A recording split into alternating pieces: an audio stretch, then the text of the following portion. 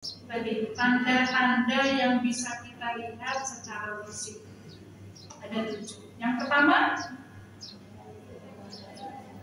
meninggal dalam keadaan mengucapkan kalimat tauhid, ya, la ilaha illallah, atau mungkin dia bersyahadat. Ini tanda yang pertama. Yang kedua tadi, iya, ciri yang pernah disampaikan oleh Rasulullah adalah ketika seseorang meninggal dengan keringat di dahi, maka insya Allah husnul khotimah. Yang ketiga, iya, meninggal pada hari Jumat, malam Jumat, ya, ini termasuk husnul khotimah. Yang keempat, iya, mati syahid di medan perang. Dan termasuk juga syahid di sini adalah mereka-mereka yang ikut berperang tapi tidak mati di medan perang. Jadi orang perang tuh nggak selalu mati. Mungkin dia matinya pas kesenggol temennya, gitu ya, atau mungkin pas senggolan sama tank, gitu ya, wah senggol rudal gitu, sudah masalah, gitu ya. Yang mati syahid. Kemudian yang berikutnya, apa Bu? Iya, sakit taun, ya, sakit perut, ya. Ini kan sekarang ini beritanya, gitu ya, bukan hanya kanker saja yang menempati peringkat paling atas, tetapi juga termasuk GERD. GERD itu apa? Sakit mah yang ada di dalam perut. Bahkan seseorang yang tenggelam, nah ini ibu-ibu udah hafal ini ceritanya, ya. Siapa Bu yang kemarin tenggelam? Masya Allah, ya, Eril, gitu ya, Eril Khan ini, ya, itu juga termasuk mati syahid. Bahkan di hadis yang lain disebutkan orang yang mati terbakar, mati tertimpa reruntuhan. Termasuk tertimpa reruntuhan ini, ulama mengatakan orang yang tabrakan, orang yang kena longsor, itu juga termasuk di dalam mati syahid. Dan selanjutnya, siapa lagi Bu yang mati syahid? Yang husnul khotimah cirinya seperti apa? Ia berjaga di perbatasan. Kemudian berikutnya, mereka-mereka yang mati dalam kondisi ia beramal. Ada yang lagi sujud, ya. Bahkan belum lama ini ada video itu yang beredar sedang khutbah, saat mengucapkan la ilaha illallah, saat itu dicabut nyawanya oleh Allah. Begitu mudahnya. Dan saya yakin kita semua yang hadir di sini sangat berharap, ya, untuk bisa mati dengan mudah, yang bahkan mendapatkan husnul khotimah. Jadi kita ini tidak nyusahin, ya Bu, ya, tapi justru, ya, memberikan keberkahan bagi keluarga yang ditinggal. Nah, berikut ibu-ibu sekalian, kita udah lihat nih tadi tanda-tanda seseorang husnul khotimah. Dan tanda-tanda ini perlu dicatat, ya Bu, ya, tidak bisa direkayasa sebagian. Seperti contohnya tiap hari ngapalin la ilaha illallah, gitu ya, dengan harapan itu nggak bisa Bu. Jadi yang bisa menjadikan seperti itu tuh amalan kita. Sama seperti orang yang ngapalin pertanyaan di dalam kubur. Ya, di dalam kubur itu kan nanti malaikat, ya, malaikat siapa tuh di kubur? Ya, gitu. Ya, bukan provokatif, ya. Muka dan langit akan bertanya di dalam kubur, ya. Dan jawabannya ini juga nggak bisa direkayasa. Atau mungkin ngerepek, mungkin bahasa sekarang, ya, minta ke ahli warisnya, nanti kalau saya meninggal, selipkan di kafan. Ya, jawaban pertanyaan nanti itu juga nggak bisa direkayasa. Kembali kepada amalan. Ya. Nah, bagaimana sekarang ini yang menjadi masalah untuk bisa meraih atau mendapatkan husnul khotimah? Gimana caranya? Ada caranya. Ada caranya. Ya. Kalau tadi tandanya seperti itu, ya, dan ini adalah caranya. Seperti apa sih cara untuk meraih kematian yang terindah, yaitu husnul khotimah?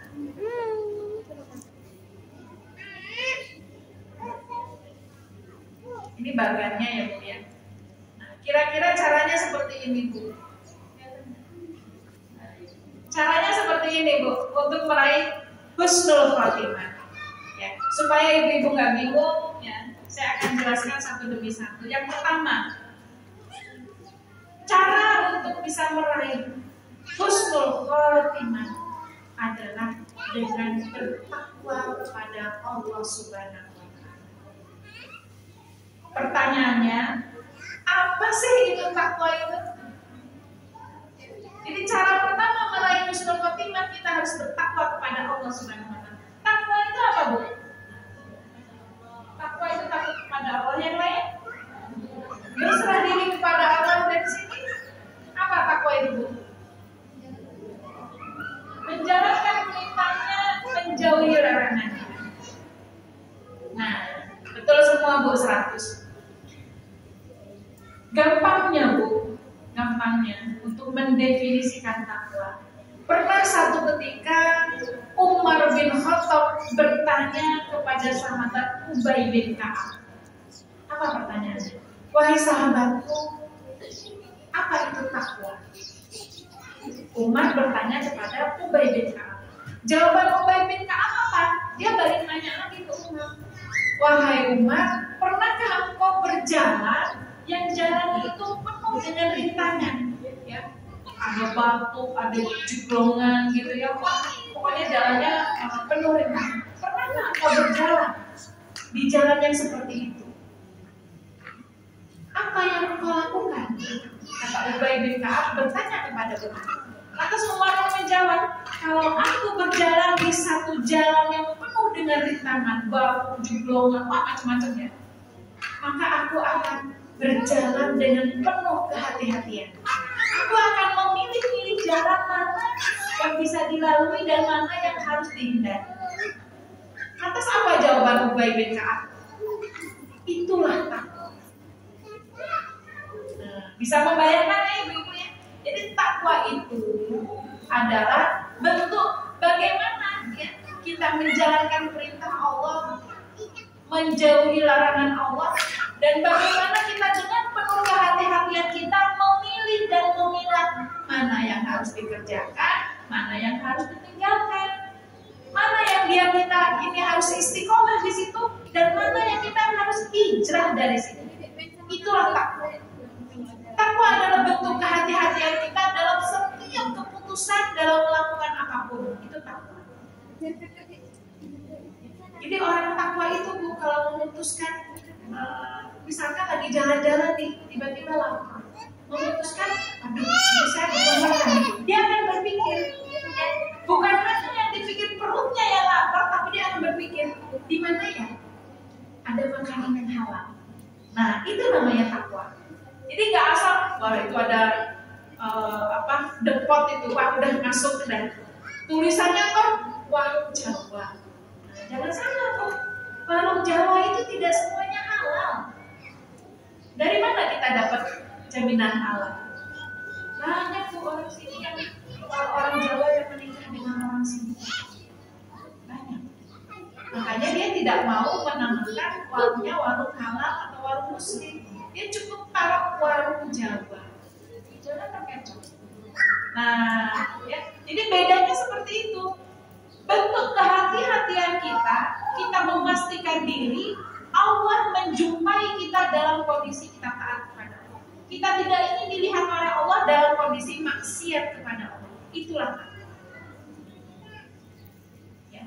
Jadi gampangnya takwa seperti itu. Segala sesuatu selalu dipikir dulu, ya, ditimbang dulu, tidak ngawur, ya, asal-asalan, tetapi semuanya dengan pertimbangan keimanan. Ada satu kisah menarik ibu-ibu, kisah menarik dan ini kisah nyata ya, kisah nyata. Ada sebuah restoran yang besar, restoran yang elit, ya. Masuklah ke restoran itu seorang wanita, dia tidak pakai hijab, seperti kebanyakan orang, sudah masuk. Kemudian apa dia katakan, saya ingin makanan yang paling enak di restoran ini. Udah disuguhin, udah dia makan dengan enaknya. Tengah-tengah dia makan, tiba-tiba ada pengunjung yang lain masuk, tapi dia berhijab. Dia katakan, Pak, saya mau pesan makanan. Kemudian ternyata ibu sekalian,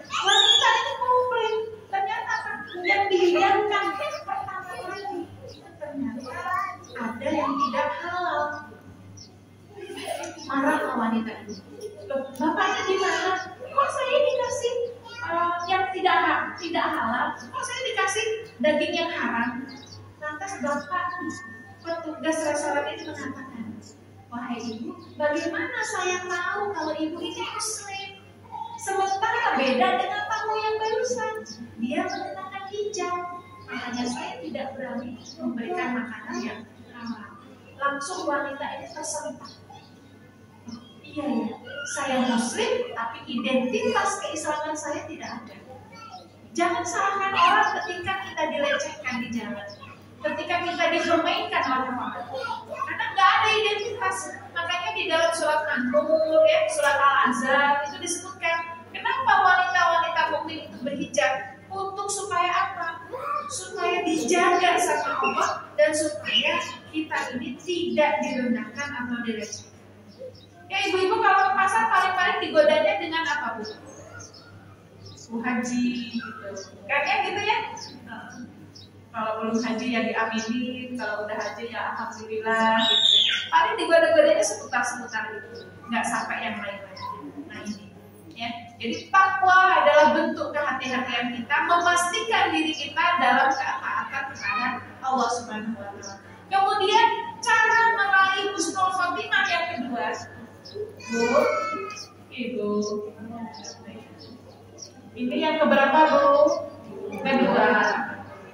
Yang kedua adalah zikrul maut. Apa itu zikrul maut? Mengingat kematian. Jadi yang pertama tadi kita diperintahkan untuk bertakwa kepada Allah. Yang kedua adalah zikrul maut. Ya, tadi ayat-ayatnya sudah jelas. Ya. Aksiru zikro lazzatil, aksiru zikro lihadil lizati yaknil maut. Banyaklah kalian, kata Rasulullah, untuk mengingat yang namanya kematian. Bagaimana cara zikrul maut, Bu? Caranya gimana? Kita mengingat kematian. Bisa dengan baca Quran, ayat-ayat tentang kematian. Bisa dengan kita ziarah kubur, ya ibu-ibu ya. Jadi ziarah kubur itu dulu sempat dilarang oleh Rasulullah karena banyak orang ngaji di situ, nangis di situ, gitu ya, sholat di situ. Akhirnya disalahgunakan, akhirnya dilarang oleh Rasulullah. Tapi kemudian hadis ini dimansukh, ya, diganti lagi oleh Rasulullah bahwasanya boleh kita berziarah kubur dengan tujuan untuk zikrul maut. Nah itu boleh, ya boleh kita ziarah kubur untuk zikrul maut, mengingat kematian. Apalagi Bu caranya zikrul maut Bu? Ya sesekali ya, kita ke rumah sakit, mungkin ya di rumah sakit itu ada yang sekarat, ada yang sakit berat dan seterusnya gitu ya. Bahkan tidak jarang kematian tiap hari gitu ya. Dengan kita silaturahmi, mungkin datang ke rumah sakit untuk ya nengok yang sakit dan seterusnya. Ini